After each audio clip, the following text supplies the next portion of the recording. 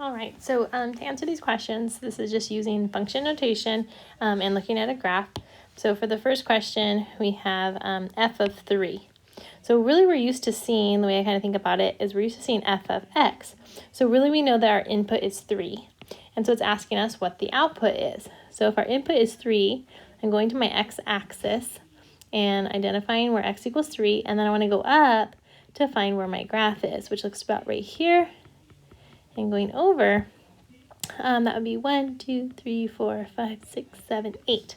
So it looks like that should be an 8. So when I input a 3, I output an 8.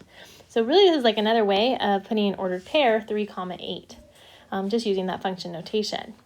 So for part B, it's just working backwards. We want to find the x, the input, that gets us an output of 0. So for this one, I go and I look at my graph. Let me erase all that from the previous one. Now what I'm looking at is when my output is 0, that's my y value. So my y's are all 0 along this line. And so that's going to be these 3 little dots here, which looks like we're going to have at -2, 1, and 2.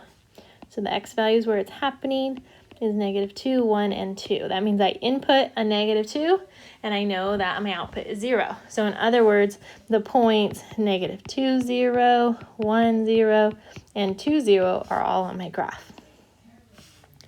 So for our domain, remember domain is looking at our picture from left to right. How far left and right does our graph go? So if you look at it, it doesn't have arrows on it, but we can see that this is like our cubic function.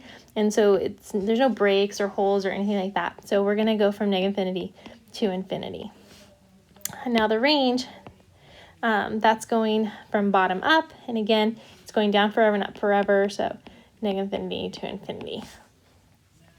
Again, going back to the domain really quick, that's looking at it like left to right, like how far left and right, and it's going to keep going forever, while the range was how low to how high, which also is going forever.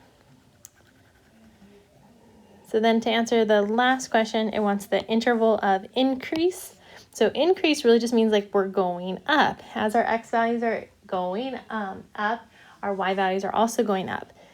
So that's happening all along here, stopping there, because now it's going, this part would be going downward.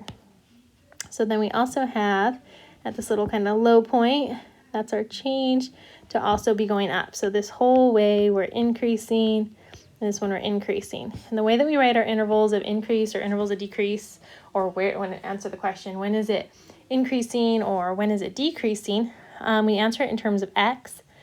And so I want to see where that first one stops increasing. That's at -1. So really, since that's going forever down, and I would like jump on it and keep going up, it's increasing from -infinity to an x value of -1.